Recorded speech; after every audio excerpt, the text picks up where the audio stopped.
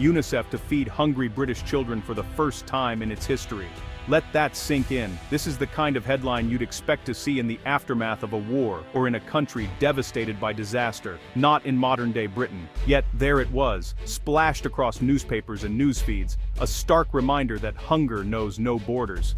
UNICEF, an organization known for helping war zones, was handing out food in the UK. The same UNICEF that delivers emergency aid to children in conflict zones and famine-stricken regions was now stepping in to help British kids. It was a moment that should have made everyone stop and ask, how did we get here? This wasn't a distant crisis. It was happening in the world's fifth-largest economy, a country famous for its wealth, its history, and its global influence. The contrast was jarring. Gleaming skyscrapers just miles from families struggling to put food on the table. It should have been a wake-up call, a blaring siren that something was deeply wrong, a signal that the social fabric was fraying and that urgent action was needed. Yet for many, the alarm was simply snoozed. The headlines faded, and life went on as usual for those not directly affected.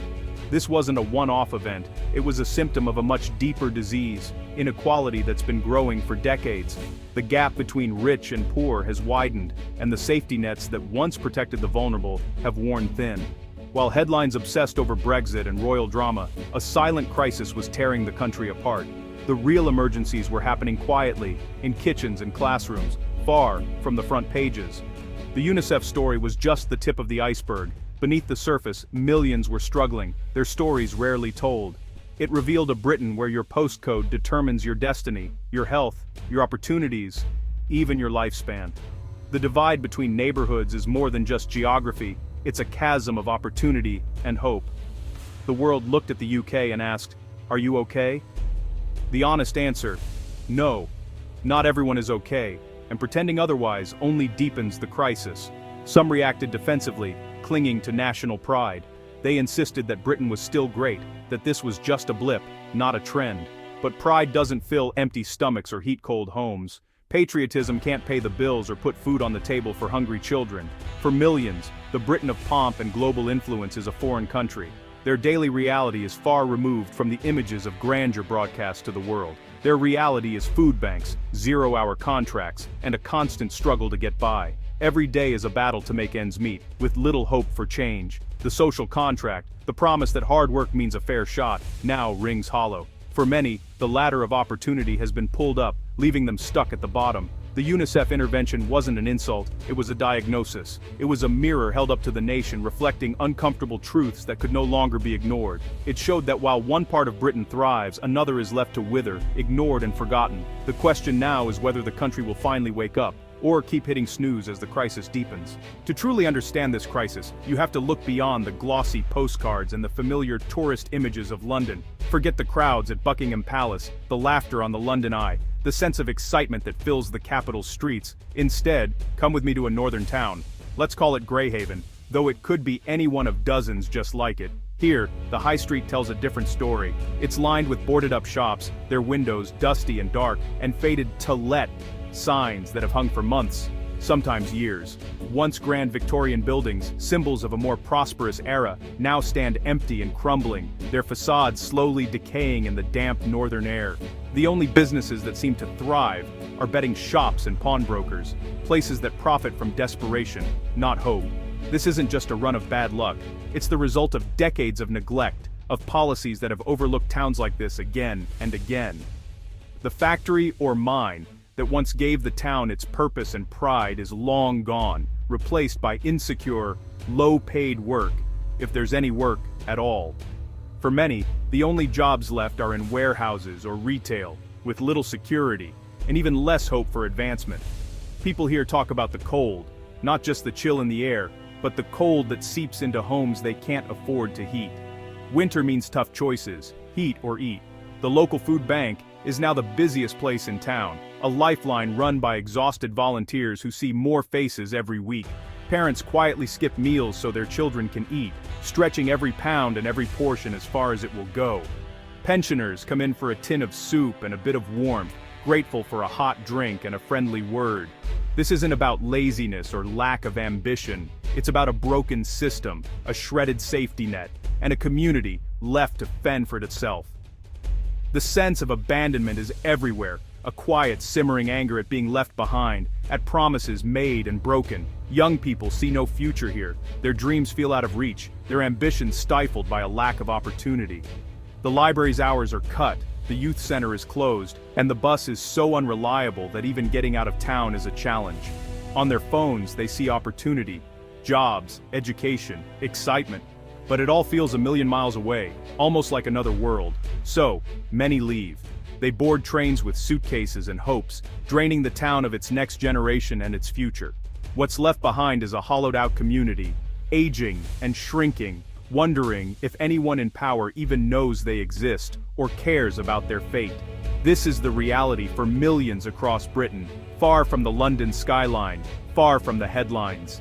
The divide isn't just economic, it's about hope, about the belief that things can get better. The promise of a better life, once painted on walls and spoken in homes, has faded into memory. Greyhaven could be anywhere in Britain, and it's not alone. There are countless towns just like it, each with its own story of struggle and resilience. Now, take a train south to London, a different world where the pace quickens and the skyline stretches ever higher. As you approach, the city unfolds before you, shimmering with promise and ambition. Here, the streets are lined with luxury shops and Michelin-starred restaurants, their windows gleaming with displays of wealth and exclusivity. Every corner seems to offer a taste of the high life, from designer boutiques to gourmet dining. Cranes build new towers for global capital, reshaping the skyline, day by day. The city is in a constant state of reinvention, always reaching for the next level of prestige. The problem isn't jobs, but finding a flat that doesn't cost a fortune. Even modest apartments come with eye-watering price tags, making homeownership a distant dream for many. The city buzzes with wealth and opportunity, its streets alive with ambition and energy at all hours. Here, fortunes are made and lost in the blink of an eye. In the financial district, bonuses are bigger than Greyhaven's entire budget. The sheer scale of money flowing through these streets is almost unimaginable to outsiders. Young professionals sip expensive cocktails, barely aware that for others, a reliable bus is a luxury. Their conversations revolve around investments and travel, not daily survival. Schools are world-class, health outcomes are better, and life expectancy is longer. Access to top-tier education and healthcare is almost taken for granted here. London feels like a city-state, not part of the same country as Greyhaven. Its boundaries mark a sharp divide, both physically and economically, from the rest of the nation. Of course, not every Londoner is rich, but proximity to power and opportunity makes a difference. Even those struggling here are closer to the levers of influence and change. The infrastructure works, the culture is vibrant, and investment pours in. The city thrives on diversity, innovation, and a sense of endless possibility. The contrast is jarring, a tale of two countries in one. The wealth of London stands in stark relief against the struggles of towns left behind. One worries about private schools, the other about food banks. The daily realities could not be more different, divided by more than just geography. This isn't just a gap, it's a chasm. The divide is deep, and it's growing wider with every passing year. They might as well be living on different planets, separated by invisible borders of wealth, opportunity, and hope. The North-South divide isn't new, its roots go back centuries. After the Norman conquest, power and wealth were concentrated in the South. The North was suppressed and left impoverished. The Industrial Revolution flipped the script. Northern cities became industrial powerhouses. But even then, the money flowed south to London's banks and boardrooms. The North produced, the South controlled. It was a colonial relationship within the same country. When global competition grew and the empire faded, northern industries became vulnerable. The region was left exposed as the world changed. The North's prosperity was built on industries that were about to become obsolete. The imbalance was set. The boom turned to bust. The stage was set for a painful collapse. The 1980s brought a wrecking ball to the North's identity. Margaret Thatcher's government accelerated industrial decline, shifting Britain to a finance-based economy. For London, it was a boom. For the North, it was devastation. Old industries like coal and steel were left to die, with little to replace them. The miners' strike was a defining battle. When the pits closed, entire communities lost their purpose overnight. The same story played out across the country. Steelworks, shipyards, factories, all fell silent. The market decided these communities were worthless. Promised new jobs never arrived. Unemployment and poverty did. The message from London: you're on your own. This wasn't just economic policy, it felt like punishment. The legacy is a scar of bitterness and betrayal. Pride in skilled work was replaced by the indignity of the dole queue. While London boomed, the North was left to pick up the pieces. Fast forward to today, and the consequences are everywhere. Londoners have thousands more in disposable income than those in the Northeast. The job market is split: high-wage jobs in London, insecure work in the North. Health is a matter of postcode. A man in wealthy London lives nearly a decade longer than one in Glasgow or Blackpool. The stress of poverty, poor housing, and unhealthy lifestyles take a toll.